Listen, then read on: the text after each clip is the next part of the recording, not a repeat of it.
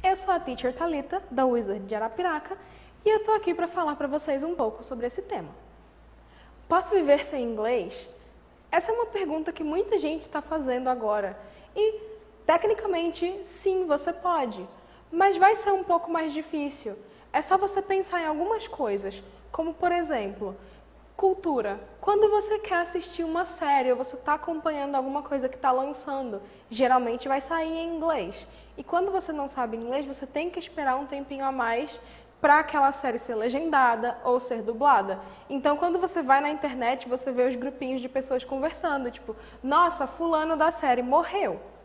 E você fica lá, tipo, oh, fulano morreu, porque você não tinha visto o episódio ainda. Então, é um pequeno obstáculo aí quando você não fala inglês. Outra coisa é quando você está falando em trabalho acadêmico. Muitas vezes, artigos de referências, eles são em inglês. E aí fica muito mais difícil você entender aquilo ali se você está lendo e tendo que pesquisar a tradução o tempo inteiro. Então, você precisa do inglês ali também.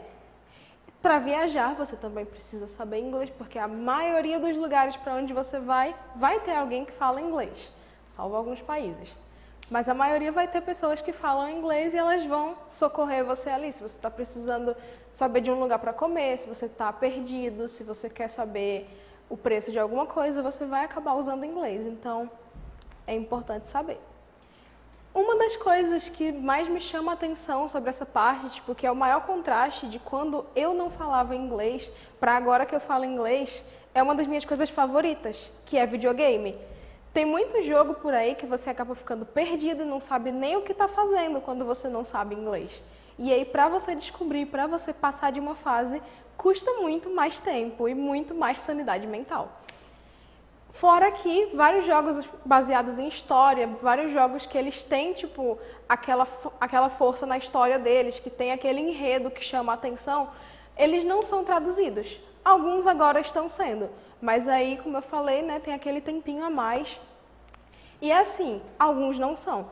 Como, por exemplo, quando você vai jogar uma visual novel, é muito difícil uma visual novel ser traduzida. Então é muito mais fácil você ir lá e você ler ela em inglês, você jogar ela em inglês e entender a história, porque muitas vezes até algumas piadas e alguns trocadilhos se perdem na tradução. Então, mais um ponto importante aqui. Inclusive, sobre esse negócio de jogar videogame sem saber inglês, eu tenho uma história bem engraçada. Eu comecei a falar inglês, tipo, eu aprendi inglês porque eu queria jogar The Sims. E eu não entendia o que eu estava fazendo, então eu tinha muita dificuldade. Meus Sims viviam com raiva, com fome, revoltados. E tinha uns que viviam passando mal, e eu ficava tipo, por que será isso? Aí eu cheguei pra minha mãe, eu tinha os meus 11 anos, eu cheguei tipo, mãe, eu quero fazer curso de inglês. Aí ela me colocou no curso de inglês, pensando, olha lá, minha filha pensando no futuro, e eu quero jogar videogame e entender o que eu tô fazendo. E aí, determinada aula, eu cheguei com um papelzinho pra professora e perguntei, professora, o que significa isso daqui? Era a expressão eat raw. E ela me disse, isso daí significa comer cru. E aí eu descobri que os meus sims viviam com raiva, com fome e passando mal, porque eles só comiam comida crua, porque eu pensava que era para comer rápido, mas eles estavam só comendo comida crua.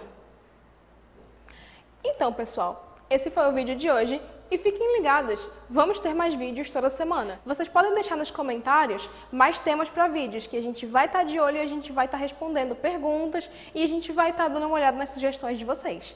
Então, é isso por hoje. Bye, Wizards!